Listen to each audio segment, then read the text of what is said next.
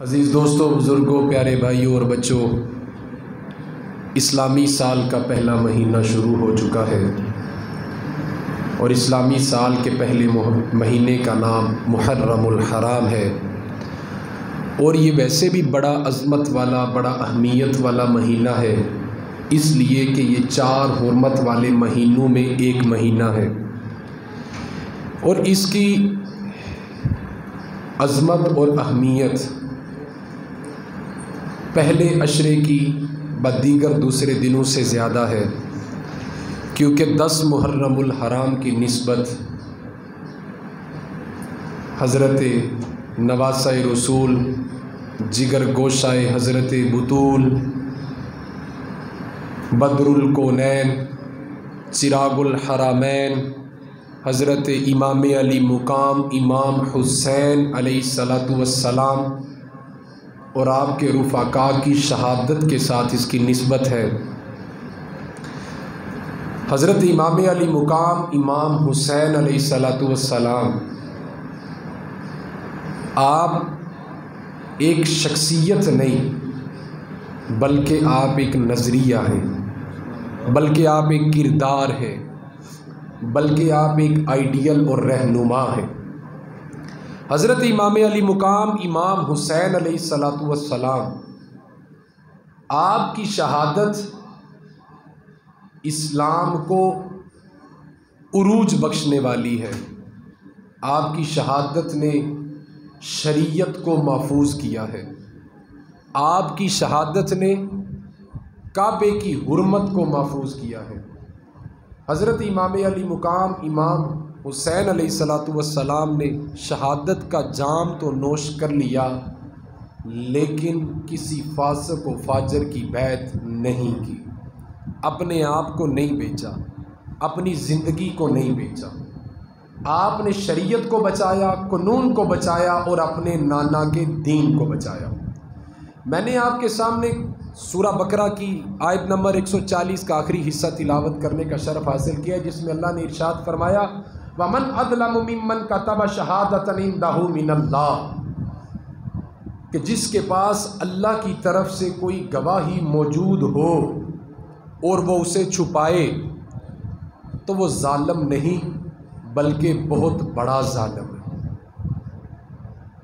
وَمَا اللَّهُ بِغَافِلٍ عَمَّا تَعْمَلُونَ، اور جو کچھ بھی تم کرتے ہو اللہ اس سے غافل نہیں ہے، اللہ ہر چیز سے باخبر ہے۔ 60 ہجری یزید تخت نشین ہوا۔ آج ہم یاد امام حسین کے حوالے سے گفتگو کریں گے، اور بلا تفصیل و بلا تمہید میں آپ کے سامنے اپنی بات کو شروع کرتا ہوں۔ اسلامی مملکت کا جو فرما روا ہوتا ہے، اس کے لیے یہ ضروری ہوتا ہے کہ وہ تقوی والا ہو اور عدل کرنے والا ہو، عاقل ہو، بالغ ہو، مسلمان ہو، یہ بھی شرطیں ہیں، لیکن جو خاص شرط ہے وہ یہ ہے کہ وہ تقوی اور عدل کرنے والا ہو۔ جو ظالم ہے وہ مسلمانوں کا رہنما نہیں بن سکتا، کیونکہ جو ظلم کرتا ہے اسے اپنی آخرت کی فکر نہیں، اور جسے اپنی آخرت کی فکر نہیں وہ اپنی رعایا کی کیا تربیت کرے گا۔ ظالم شخص کبھی بھی رہنما نہیں بن سکتا، اور اگر کوئی ظالم شخص رہنما بنے جسے اپنی آخرت کی فکر نہیں اور مسلمانوں کی ڈور اس کے ہاتھ میں دے دی جائے تو وہ ان کی کیا تربیت کرے گا، وہ انہیں بھی اپنی طرح غافل بنا دے گا۔ میں عرض یہ کرنا چاہ رہا ہوں کہ جو مسلمان اسلامی مملکت کا مسلمانوں کا رہنما اور پیشوا ہوتا ہے، وہ کوئی عام نہیں ہونا چاہیے، وہ کوئی فاسق و فاجر نہیں ہونا چاہیے، وہ کوئی ظالم انسان نہیں ہونا چاہیے، بلکہ وہ رحیم، شفیق، تقوی اور عدل کرنے والا ہونا چاہیے۔ حضرت امام علی مقام امام حسین علیہ السلام مدینہ منورہ میں، وہیں پر آپ امامت بھی فرما رہے ہیں، وہیں پر آپ درس قرآن بھی دے رہے ہیں، وہیں پر آپ فتوے بھی جاری فرما رہے ہیں، وہیں پر ہی آپ اپنی زندگی کا گزر بسر کر رہے ہیں۔ یزید تخت نشین ہوتا ہے، وہ گورنر مدینہ کو خط لکھتا ہے، اس خط میں لکھتا ہے کہ حضرت امیر معاویہ رضی اللہ تعالیٰ عنہ کا وصال ہو گیا ہے اور میں خود ساختہ فرما روا بن چکا ہوں، یعنی کہ اب میں بادشاہ ہوں، اب میں حکمراں ہوں۔ میں تمہیں حکم دیتا ہوں کہ کچھ بندوں کا اس نے اس خط میں نام لکھا، اس نے کہا کہ میں تمہیں حکم دیتا ہوں کہ ان لوگوں کو اپنے پاس بلاؤ اور ان سے بیعت لو، میری فرما برداری کی ان سے قسم لو کہ یہ میرے فرما بردار بن کے رہیں گے۔ اس میں سب سے پہلا نام اس نے نواسہ رسول حضرت امام حسین کا لکھا، اس کے بعد نواسہ صدیق حضرت عبداللہ بن زبیر کا نام لکھا، اس کے بعد حضرت عمر کے صاحبزادے حضرت عبداللہ بن عمر کا نام لکھا۔ اس نے کہا کہ پہلے ان سب سے بیعت لے لو، پھر اس کے بعد مدینے والوں سے بیعت لینا۔ حضرت عبداللہ بن زبیر نواسہ صدیق اکبر کو جب خبر ملی نا کہ خود ساختہ یزید تخت پہ بیٹھ چکا ہے، تو آپ نے فوراً سے مدینہ چھوڑنے کا فیصلہ کیا۔ حالانکہ وہ شام میں تھا، لیکن آپ نے فرمایا میں مدینہ سے مکہ چلا جاتا ہوں۔ آپ مکہ چلے گئے۔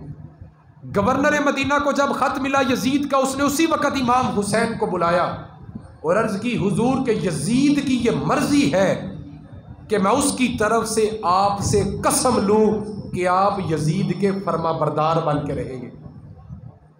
یہ یزید نے خط لکھا ہے اور اس کے اندر اس نے بڑی سختی کے ساتھ تلقین کی ہے کہ حسین علیہ السلام کا آپ کا عہد لو، آپ کی بیعت لو۔ آپ نے جب وہ سارا خط سنا تو وہیں گورنر مدینہ کے دربار میں کھڑے ہو کے آپ نے فرمایا مجھ جیسا شخص یزید جیسے شخص کی بیعت نہیں کر سکتا۔ آپ نے فرمایا مجھ جیسا شخص، حسین جیسا شخص یزید جیسے شخص کی بیعت نہیں کر سکتا۔ اور جب یزید خود ساختہ حاکم بنا تھا، اس وقت حضرت امام حسین کے علاوہ پوری دنیا میں کوئی انسان افضل ترین نہیں تھا۔ سب سے افضل ترین انسان حضرت امام حسین تھا۔ اس نے کہا کہ ہمیں سختی کے ساتھ حکم دیا گیا کہ ہم آپ سے بیعت لیں۔ آپ نے فرمایا نہیں۔ حضرت امیر معاویہ کو حضرت امام حسین نے 20 سال مانا ہے۔ جن کو ہمارے امام نے مانا ہے ہم انہیں مانتے ہیں، اور جنہیں ہمارے امام نے نہیں مانا ہم انہیں نہیں مانتے۔ حضرت امیر معاویہ کو حضرت امام حسین نے مانا ہے تو ہم انہیں مانتے ہیں۔ یزید بن معاویہ کو حضرت امام حسین نے نہیں مانا تو ہم اسے نہیں مانتے۔ حضرت امام حسین کو سختی کے ساتھ کہا گیا کہ آپ بیعت کر لیں، ورنہ یزید اپنی فوج کے لشکر بھیجے گا اور زبردستی آپ سے بیعت کروائے گا، زبردستی آپ سے اپنی فرما برداری کی قسم لے گا۔ آپ نے وہیں کھڑے کھڑے گورنر مدینہ کو جواب دیا۔ آپ نے فرمایا کہ میرے جیسا شخص یزید جیسے شخص کی بیعت نہیں کر سکتا، میں یزید کی فرما برداری میں نہیں آ سکتا، کیونکہ آپ یزید کی صبح کو بھی جانتے ہیں اور شام کو بھی جانتے ہیں، اور آپ کو پتہ ہے کہ یزید کی حرکتیں کیا ہیں، آپ کو پتہ ہے کہ یہ کس قدر فاسق اور فاجر ہے، آپ کو پتہ ہے کہ وہ کس قدر ظالم انسان ہے۔ آپ نے فرمایا اگر میں اس کی بیعت کر لوں گا تو یہ سند جواز بن جائے گی، اور میری بیعت سے تم باقی لوگوں کو بہکاوے میں لوگے، لہٰذا میں اس کی بیعت نہیں کروں گا۔ آپ واپس اپنے گھر میں آئے، آپ نے اپنے گھر والوں سے مشورہ کیا تو آپ نے یہ ارادہ کیا کہ ہم مدینہ چھوڑ کے مکے چلے جاتے ہیں۔ حضرت امام حسین علیہ الصلاۃ والسلام آپ وہ ہستی ہیں جنہوں نے دنیا میں آنے کے بعد کوئی دوسری غذا بعد میں لی ہے، سب سے پہلے اپنے نانا کا لعاب دہن چوسا ہے۔ حضرت امام حسین حافظ قرآن ہے، مفسر قرآن ہے، راوی حدیث ہے، شارح حدیث ہے، فتویٰ بھی جاری فرماتے ہیں۔ آپ سیرت مصطفیٰ اٹھا کر دیکھ لیں، اسے پڑھ کر دیکھ لیں، اور سیرت امام حسین پڑھ کے دیکھ لیں، شخصیت دو ہے مگر آپ کو کردار ایک ہی نظر آئے گا۔ حضرت امام حسین نے مدینہ سے جانے کا ارادہ فرمایا۔ ہم اکثر سلام میں یہ شعر پڑھتے ہیں کہ جس کی ہر ہر ادا سنت مصطفیٰ، ایسے پیر طریقت پہ لاکھوں سلام۔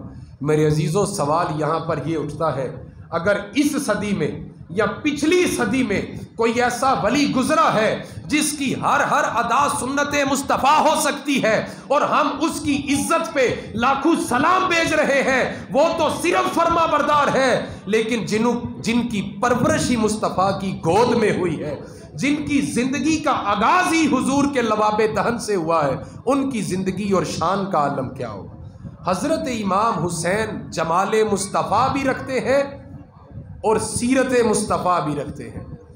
امام علی مقام نے فرمایا، مجھ جیسا شخص یزید جیسے شخص کی بیعت نہیں کر سکتا۔ میں اکثر یہ بات عرض کرتا ہوں کہ ہم حضور صلی اللہ علیہ وآلہ وسلم کی سنتوں کو پورا کر کے آپ کی اداؤں کو تازہ کر کے سنت پر عمل کرتے ہیں۔ جیسے کہ ہم نے داڑھی رکھ لی، سنت مصطفیٰ ہے، ہم نے خوشبو لگا لی، سنت مصطفیٰ ہے، ہم نے سر پہ امامہ باندھ لیا، سنت مصطفیٰ ہے۔ جس ترتیب کے ساتھ مصطفیٰ جان رحمت اپنی انگلیوں کے ناخن کاٹتے تھے، اس ترتیب سے ناخن کاٹنا سنت مصطفیٰ ہے۔ ہم سنت مصطفیٰ پہ عمل تو کر سکتے ہیں، کیا جس طرح کا ہاتھ، جس طرح کا دست مبارک مصطفیٰ جان رحمت کا ہے، کیا اس طرح کا اپنا ہاتھ بنا سکتے ہیں؟ کیا جس طرح کا حسن حضور صلی اللہ علیہ وآلہ وسلم کا ہے، کیا اس طرح کا حسن اپنے چہرے کا بنا سکتے ہیں؟ جس طرح مصطفیٰ جان رحمت کی چال ڈھال ہے، کیا اس طرح ہم اپنی چال ڈھال بنا سکتے ہیں؟ کیا جس طرح مصطفیٰ کریم کے ہاتھ کی بناوٹ ہے، کیا اس طرح ہم اپنے ہاتھ کی بناوٹ بنا سکتے ہیں؟ ہم سنت مصطفیٰ پہ عمل تو کر سکتے ہیں، ہم اس کی فرما برداری تو کر سکتے ہیں، لیکن مصطفیٰ جان رحمت کی طرح کی بناوٹ نہیں بنا سکتے۔ تو اس ہستی پہ لاکھوں سلام کہ جن کو اللہ نے باطنی حسن بھی مصطفیٰ جیسا دیا ہے اور ظاہری حسن بھی اپنے حبیب جیسا عطا فرمایا۔ اسی لیے تو بریلی کے امام فرماتے ہیں، حسنین کے دو نین پہ سو نین تصدق، حسنین کے دو نین پہ سو نین تصدق، سو نین کیا چیز ہے کو نین تصدق۔ ذرا غور فرمائیں، چہرہ حضرت امام حسن کا ہے اور ہونٹ مصطفیٰ کریم کے ہیں، آنکھیں امام حسن کی ہیں اور ادا مصطفیٰ جان رحمت کی ہے۔ حضور صلی اللہ علیہ وآلہ وسلم کے ظاہری حسن کے ساتھ سر سے لے کے سینے تک حضرت امام حسین، حضرت امام حسن مشابہت رکھتے ہیں، اور سینے سے لے کر قدمین تک حضرت امام حسین مشابہت رکھتے ہیں۔ جب دونوں بھائی اکٹھے کھڑے ہوتے ہیں تو واضح مصطفیٰ کی تصویر نظر آتی ہے۔ حضرت عمر اکثر اوقات حضرت علی کے دروازے پہ جا کر یہ کہا کرتے تھے کہ اپنے لخت جگر کو ذرا بلائیں، میں نے دونوں کو دیکھ کے مصطفیٰ کی یاد کو تازہ کرنا۔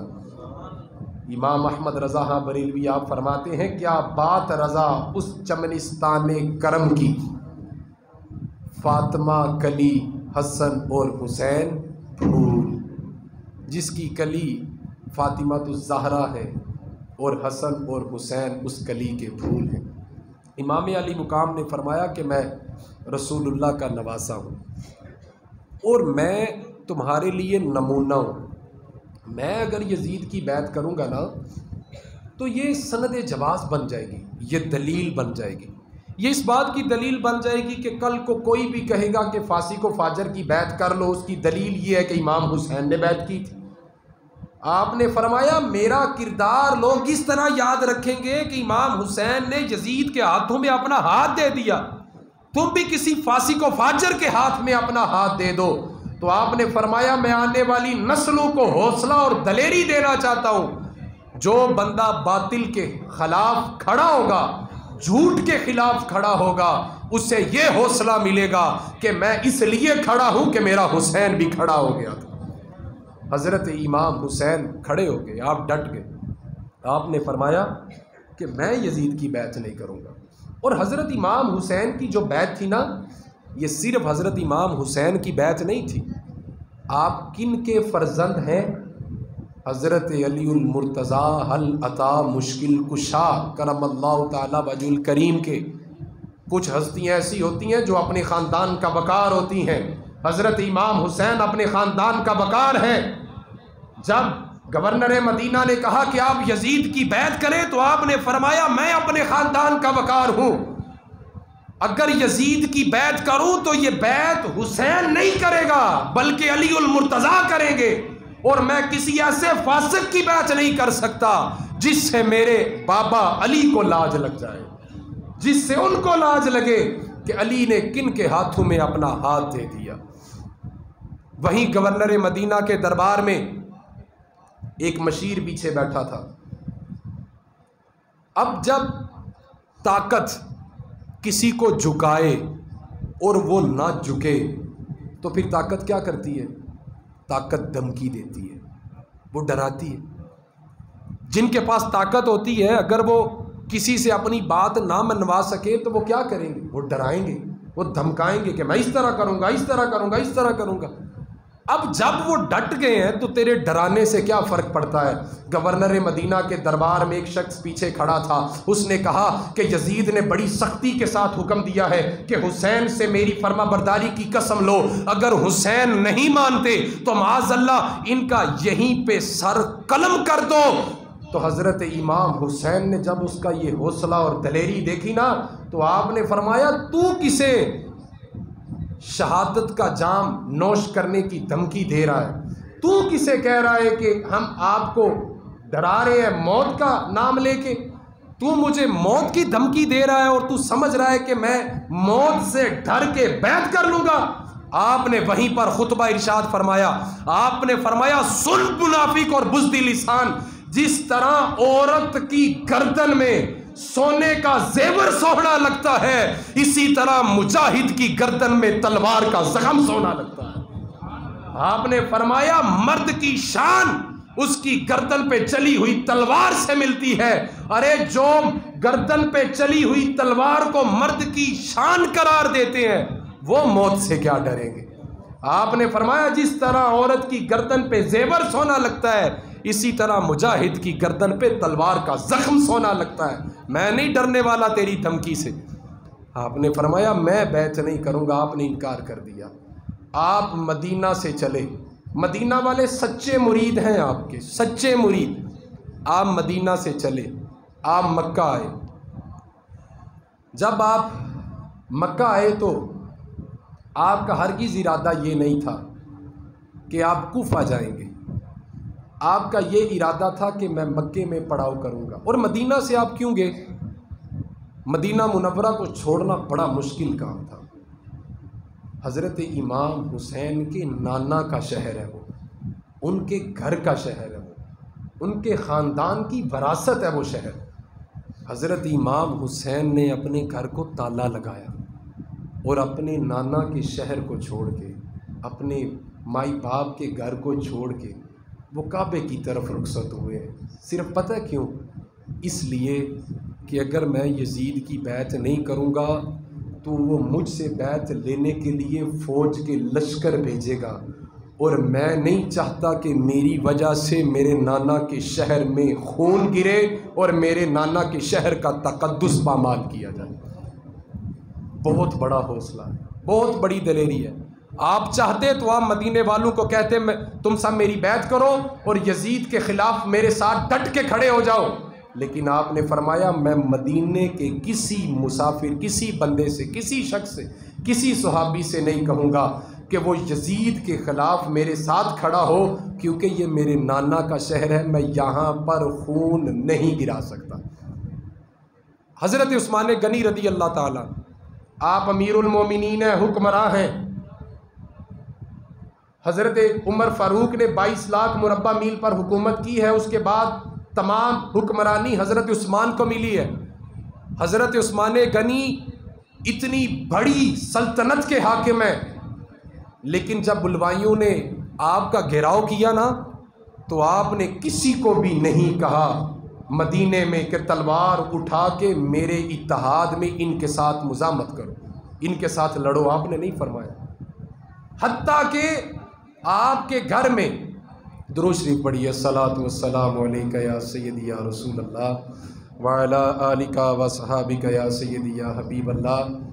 بابلند آواز درود شریف پڑھیے، بڑی عظیم عبادت ہے صلوات۔ الصلاۃ والسلام علیک یا سیدی یا رسول اللہ وعلی آلک و اصحابک یا سیدی یا حبیب اللہ۔ الصلاۃ والسلام علیک یا سیدی یا نبی اللہ وعلی آلک و اصحابک یا سیدی یا نور اللہ۔ الصلاۃ والسلام علیک یا سیدی یا خاتم النبیین وعلی آلک و اصحابک یا سیدی یا رحمۃ للعالمین۔ تشریف رکھیں۔ حضرت عثمان غنی رضی اللہ تعالیٰ عنہ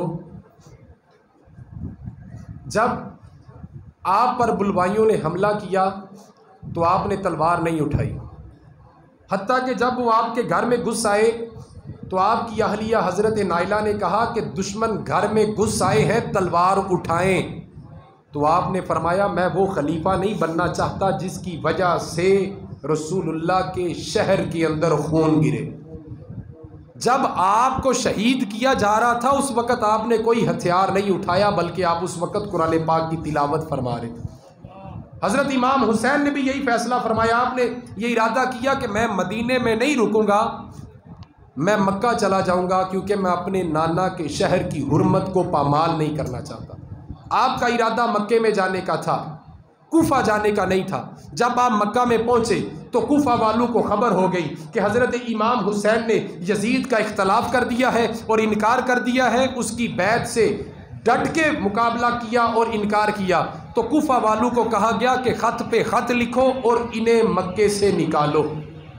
کوفہ والوں نے خط پہ خط لکھے اور حضرت امام حسین کو مجبور کر دیا، اور یہ کہہ کے مجبور کیا کہ ہم نے بھی یزید کی بیعت نہیں کی، ہمارے پاس ابھی کوئی قیادت نہیں ہے، اگر آپ آ جائیں گے تو ہم آپ کے ہاتھ پہ بیعت کر لیں گے، تو پھر اس کے بعد ہم آپ کی حفاظت کریں گے۔ حضرت امام حسین کیوں گئے اس پہ ہمیں زور لگانے کا، دماغ لگانے کا کوئی حق نہیں۔ آپ چلے گئے ہیں، اس میں بھی آپ کی کوئی حکمت ہے۔ اگر ہم یہ کہیں کہ وہ نہ جاتے تو بہتر ہوتا، تو ہمارے پاس اتنا دماغ ہی نہیں کہ ہم حضرت امام حسین جیسا سوچ سکیں۔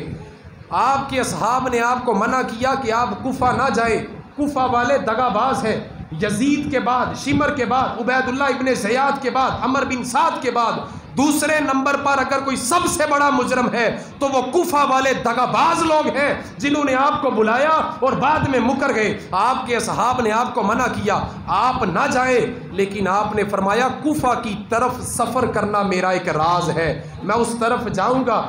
آپ نے اس طرف اپنا قافلہ ڈالا، آپ کے گھرانے کی پاکیزہ عورتیں آپ کے ساتھ ہیں، آپ کے بچے آپ کے ساتھ ہیں، آپ کے وفادار ساتھی اور آپ کے بھائی آپ کے ساتھ ہیں۔ آپ جنگ کرنے کے ارادے سے گئے ہی نہیں۔ جب آپ کربلا کے میدان میں پہنچے، حر بن یزید نے آپ کو روکا، لیکن اس نے گرفتار نہیں کیا۔ مذاکرات ہوئے، مذاکرات کے بعد وہ آپ کے ساتھ چلنے لگا۔ عبید اللہ ابن زیاد آیا اپنا لشکر لے کے، اس نے گھیراؤ کیا آپ کا۔ اس کے بعد شمر آیا، اس کے بعد عمر بن سعد اپنے لشکر لے کر آئے۔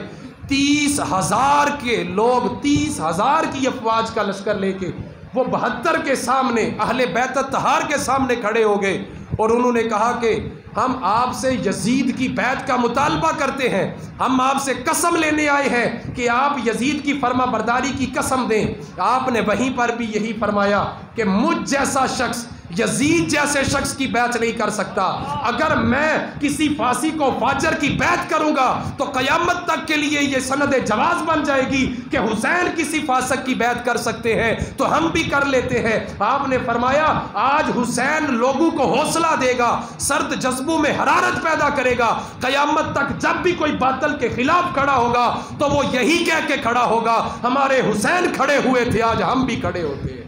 تو میرے عزیزوں، حضرت امام حسین نے اپنا تھیلا کھولا، اس میں کہا کہ محکم بن زبیر، طارق بن اشعی ابن اشعث، طارق بن ربعی ابن اشخص، آپ نے فرمایا یہ بڑے بڑے جو نام پر لوگ ہیں انہوں نے مجھے خط لکھے ہیں، انہوں نے کہا کہ آپ معاذ اللہ ہم پر جھوٹ منسوب کر رہے ہیں، ہم نے کوئی خط نہیں لکھا۔ آپ نے فرمایا یہ خطوں پہ تمہاری مہریں لگی ہیں، تم نے تو کہا تھا کہ آپ آئیں ہم آپ پہ اپنی جان چھڑکیں گے، آج تم ہی میری جان کے دشمن بن گئے ہو۔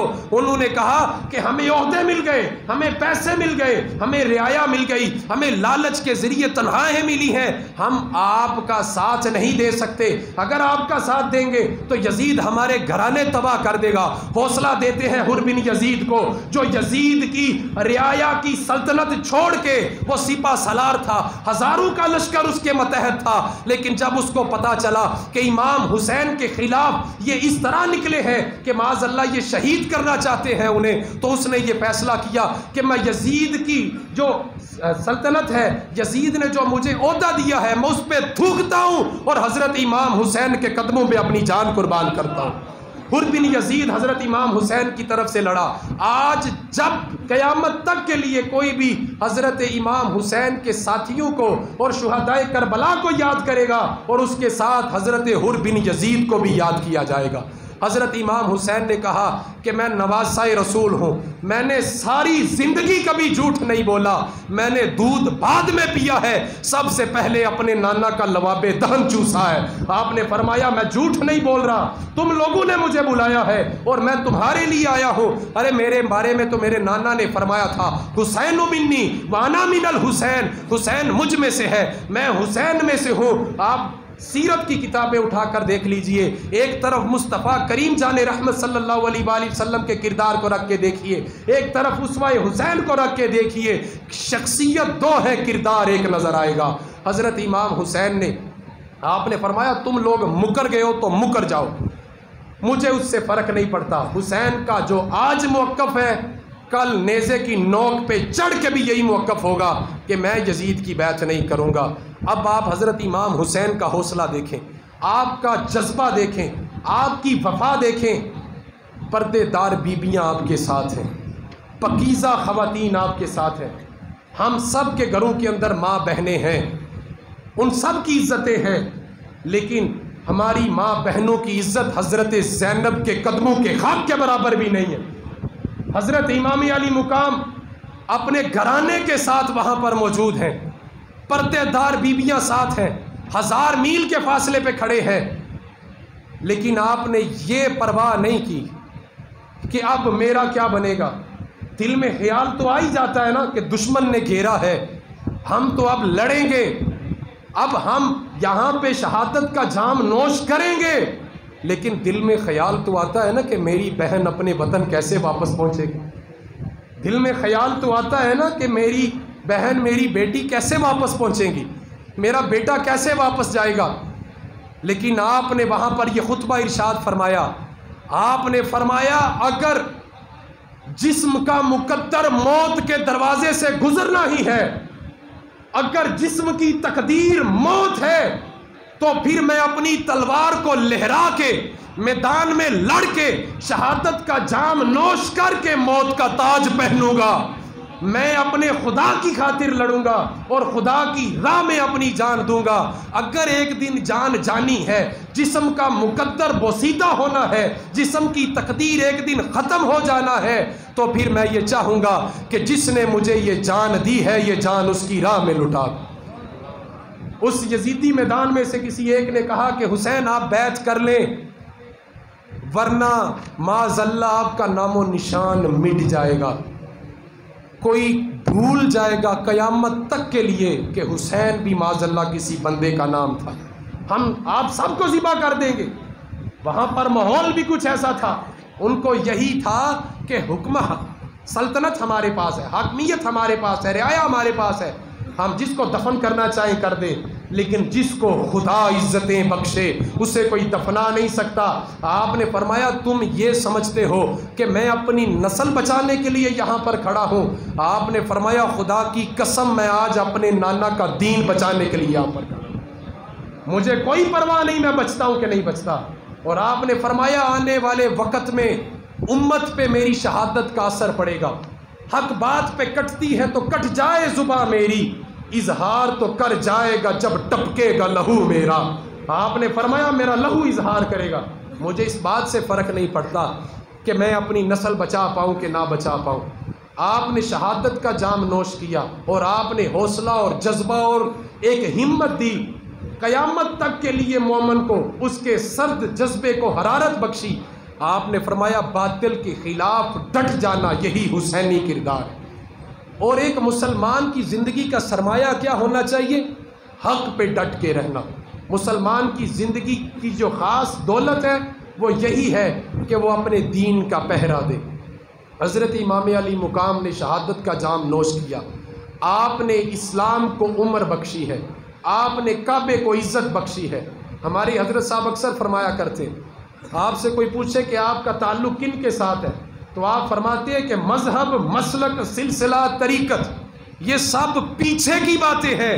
کربلا کے بعد 2 کردار بچے تھے، ایک یزیدی ہے، ایک ہی حسینی ہے، اور ہم الحمدللہ حسینی، ہم الحمدللہ حسینی ہیں. اور یہ بڑی خوشی سے ہم کہہ سکتے ہیں، نہ کسی بات کی کوئی بحث کر، نہ کوئی دلیل دیتے ہیں. تجھے یزید پسند ہے تو یزید رکھ لے، ہمیں حسین پسند ہے ہم حسین رکھ لیتے ہیں. اور چھوٹا سا ایک نام کہ یزید مٹ گیا، حسین آج بھی زندہ ہے. اور خدا کی قسم کل بروز محشر حضور صلی اللہ علیہ وآلہ وسلم سے سفارش کروانے کے لیے اپنے حق میں ہم سب کو حضرت امام حسین کی ضرورت پڑے گی. حضور صلی اللہ علیہ وآلہ وسلم کے لخت جگر، آپ کے نواسے جن کے بارے میں حضور نے فرمایا حسین منی وانا من الحسین، حسین مجھ میں سے ہے میں حسین میں سے ہوں. حضور صلی اللہ علیہ وآلہ وسلم کا آئینہ ہے حضرت امام حسین. اور حضرت امام حسین کسی شخص کا نام نہیں بلکہ ایک کردار کا نام ہے، ایک فوج کا نام ہے، ایک نظریے کا نام ہے. جنہوں نے پرواہ نہیں کی اپنی جان کی، جنہوں نے پرواہ نہیں کی اپنی نسل کی. ان کا عقیدہ یہ تھا کہ اگر آج میں کسی فاسق کو فاجر کے ہاتھ میں ہاتھ دے دوں تو کل قیامت تک کے لیے میرا یہ ہاتھ دینا سند جواز بن جائے گا. لوگ یہ کہیں گے کہ حسین نے بیعت کی ہے ہم بھی بیعت کر لیتے ہیں. آپ نے فرمایا مجھ جیسا شخص یزید جیسے شخص کی بیعت نہیں کر سکتا. 10 محرم الحرام آپ کی شہادت کا دن، نامی 10ویں محرم کو روزہ رکھ کے اس کا ثواب آپ حضرت امام حسین کو اصال کر سکتے ہیں. 10 اور 11 کا روزہ رکھ کے آپ درود شریف پڑھ کے ان کو اصال کر سکتے ہیں، قرآن خوانی کر کے ان کو اصال کر سکتے ہیں. مسجد میں، مدارس میں یا کسی یتیم کے گھر میں مالی مدد کر کے اس کا ثواب آپ حضرت امام حسین اور شہدائے کربلا کو اصال کر سکتے ہیں. اور خاص پیغام یہ ہے کہ آپ ہر جائز طریقے کے ساتھ حضرت امام حسین کی یاد کو منائیں. یہی ہمارا فخر ہے، یہی ہماری دستار ہے کہ ہم حضرت امام حسین کی یاد کو منائیں اور ان کے کردار سے اپنے کردار کو سنواریں. محرم کپڑوں کے رنگ بدلنے کا نام نہیں ہے. حضرت امام حسین کی شہادت کپڑوں کا رنگ بدلنے کا تقاضا نہیں کرتی بلکہ اپنے کردار کو بدلنے کا تقاضا کرتی. حضرت امام حسین کی یاد منائیں شریعت کی حدوں میں رہ کے. اگر کوئی شریعت کی حدوں کو پار کر کے حضرت امام حسین کی یاد مناتا ہے تو اس کا یہ مطلب ہے کہ اس نے حضرت امام حسین کی شہادت کی، آپ کے لہو کی کوئی پرواہ نہیں کی. حضرت امام حسین نے اپنی جان دی ہے تو قانون شریعت کو بچانے کے لیے دی ہے، اسلام کو بچانے کے لیے دی ہے. اگر کوئی بندہ شریعت کو پار کر کے حضرت امام حسین کی یاد مناتا ہے تو پھر وہ یاد نہیں منا رہا بلکہ وہ ان کا مذاق اڑا رہا ہے. ہر ممکن، ہر طرح، ہر جائز کوشش کر کے اپنے گھروں میں ختم دلوائیں. صاحب استطاعت جتنی استطاعت ہے، جتنی توفیق ہے، اس لحاظ سے، اس حساب سے آپ صدقہ جاریہ کریں. حضرت امام حسین کے کردار کو زندہ کریں اپنی طبیعتوں میں. اپنے بچوں کو بتائیں حضرت امام حسین کس طرح باطل کے خلاف، جھوٹے کے خلاف، فاسق و فاجر کے خلاف ڈٹ گئے تھے. اور آخر میں یہ بھی کہوں گا کہ حضرت امام حسین نے 20 سال حضرت امیر معاویہ رضی اللہ تعالیٰ عنہ کو مانا ہے، لیکن آپ نے ابن معاویہ کو نہیں مانا. جنہیں ہمارے امام نے مانا ہے ہم انہیں مانتے ہیں، جنہیں ہمارے امام نے نہیں مانا انہیں ہم نہیں مانتے۔ اور بریلی کے امام فرماتے ہیں کہ اس طرح حضرت امام حسن اور حسین حضور کے مشابہ تھے کہ سر سے لے کے سینے تک حضرت امام حسن حضور سے مشابہت رکھتے تھے اور سینے سے لے کے قدمین تک حسین حضور سے مشابہت رکھتے تھے۔ آپ فرماتے ہیں حسنین کے دو نین پہ سو نین تصدق، حسنین کے دو نین پہ سو نین تصدق، سو نین کیا چیز ہے کونین تصدق۔ آپ فرماتے ہیں 100 آنکھیں کیا ہے کونین بھی قربان کر دو۔ اللہ سے دعا ہے اللہ ہمیں حضرت امام حسین کے کردار سے شفا عطا فرمائے۔ اور آخر میں ایک اعلان ہے کہ آج جمعۃ المبارک، جمعہ قاری نصیب اللہ صاحب کی مدرسے کی آغاز کی قاری نصیب اللہ صاحب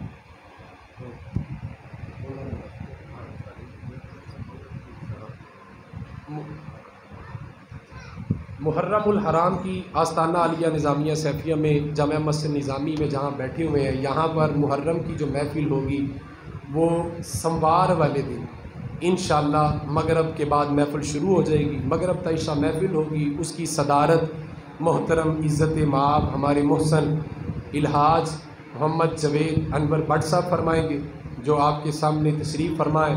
اور یہ کوئی عام ہستی نہیں ہے، یہ بہت مبارک ہیں، انہوں نے اپنی زندگی میں 35 سے 38 حج فرمائے، 40 حج فرمائے۔ ہم ایک حج کر کے تو ایک بڑا اپنے نام کے ساتھ نام لکھ لیتے ہیں، لیکن 40 حج اور ہزاروں عمرے فرمائے۔ ان کی زیارت کرنا ایسے ہی ہے جیسے رسول اللہ صلی اللہ علیہ وسلم کے شہر کی زیارت کرنا۔ انہوں نے بڑے قریب سے، بڑے نزدیک سے کعبہ کو دیکھا ہے اور ہزاروں بار اسے چومنے کا شرف حاصل کیا ہے۔ ہاں، ہزاروں لوگوں کو حج اور عمرہ کرانے کا بھی آپ کے اوپر یہ شرف حاصل ہے۔ اور ہمارے قبلہ حضرت صاحب کے بڑے قریبی، بڑے دل عزیز، بڑے پیارے دوست ہیں۔ اور میں یہ بات کہنے میں بالکل نہیں جھجکوں گا کہ جب میرے والد گرامی کی، ہم سب کے رہنما کی، ہمارے پیشوا کی، جناب قبلہ حکیم جواد الرحمن نظامی سیفی، آپ جب بیمار ہوئے تھے، جب آپ کا آپریٹ ہوا تھا، تو تب حاجی صاحب روزانہ 3 گھنٹے کی ڈرائیو کر کے پتہ لینے کے لیے جایا کرتے، روزانہ 3 گھنٹے کے لیے وہاں پر جانا، پھر ڈرائیو کر کے واپس آنا، اور بڑی سختی کے ساتھ انہوں نے وہاں پر ڈیوٹی دی۔ آج ان کی طبیعت بڑی سخت بیمار ہے، ان کے ڈائلیسس ہو رہے ہیں، کل ہی ان کو مشین لگی ہے اور گردے جواب دینا، کام کرنا چھوڑ گئے تھے، جس کی وجہ سے، لیکن انہوں نے ہمت نہیں ہاری۔ ہم سب نے بڑی زبردستی ضد کے ساتھ انہیں منایا کہ آپ ڈائلیسس کروا لیں، کہ ہمیں آپ کی ضرورت ہے۔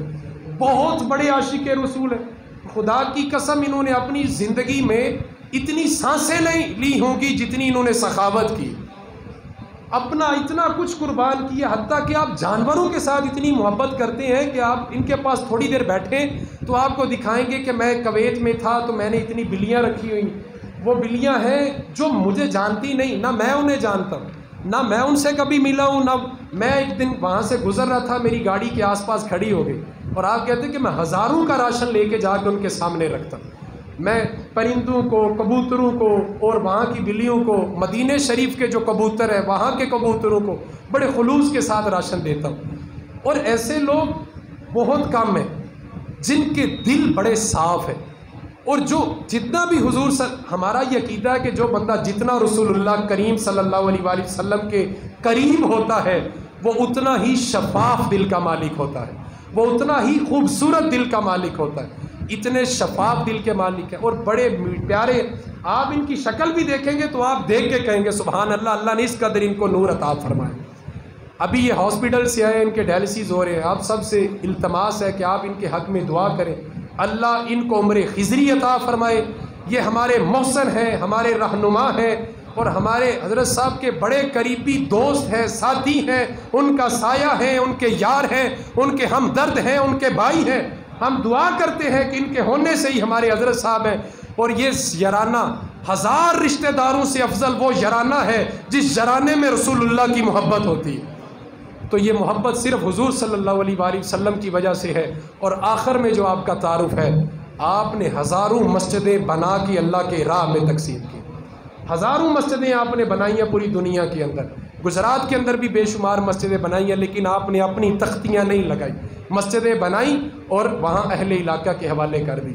ہم تو ایک مسجد بناتے ہیں تو اپنی باہر تختی بھی لگاتے ہیں، سارا کچھ ہوتا ہے، لیکن خیر کسی کی نفی کرنا میری بات کا مقصد نہیں ہے، بتانا یہ ہے کہ یہ بڑی عظیم ہستی یہاں پر بیٹھے ہیں، ان سے ضرور ملیے گا، اور اگر ہو سکے تو ان کی صحت یابی کے لیے ضرور دعا فرمائیے گا۔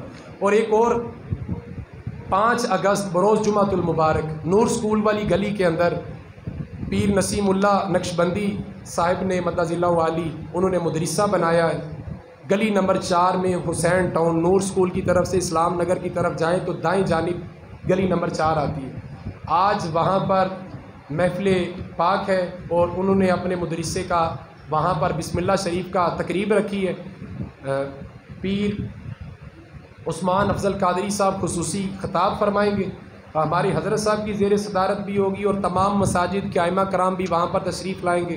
اور انہوں نے مجھے بڑی پابندی سے کہا تھا کہ آپ اعلان میں بتائیے گا کہ 10 بجے دعا ہو جائے گی، تو آپ عشاء کی نماز کے بعد اگر ہو سکے تو وہاں پر ضرور شرکت کریں۔ اور 10 بجے انہوں نے کہا کہ دعا ہو جائے گی۔ پیر افضل قادری صاحب کے صاحبزادے محمد عثمان افضل قادری صاحب وہاں پر خطاب فرمائیں گے، اور اس مسجد میں محرم الحرام کی محفل یاد حسین کبریا، آپ کی بزم کی یاد، آپ کے نام کی بزم سموار والے دن مغرب کے بعد سجائی جائے گی۔ کوشش کیجئے گا کہ حضرت امام حسین کی بزم آپ کی شمولیت سے اور پرواز کر جائے گی اور پر نور ہو جائے گی، تو خود بھی آئیں، اپنے دوستوں کو بھی دعوت دیں۔ خصوصی دعا اور خطاب ہوگا ہمارے قبلہ حضرت صاحب کا، اور اس کی صدارت ہمارے حاجی جوید انور بٹ صاحب فرمائیں گے، تو آپ سب کی حاضری کا انتظار رہے گا بروز سموار بعد نماز مغرب۔ اللہ سے دعا ہے اللہ ہمیں جوش و خروش کے ساتھ حضرت امام حسین کی یاد کو منانے کی توفیق عطا فرمائے، اور جس مقصد کے لیے حضرت امام حسین نے اپنی جان کا نذرانہ پیش کیا، اللہ ہمیں اس میں سے اسوہ حاصل کرنے کی توفیق عطا فرمائے، ہمیشہ مدحت خیر الانام میں گزرے۔ دعا ہے یہ عمر درود و سلام میں گزرے۔ نویت سنت الاعتکاف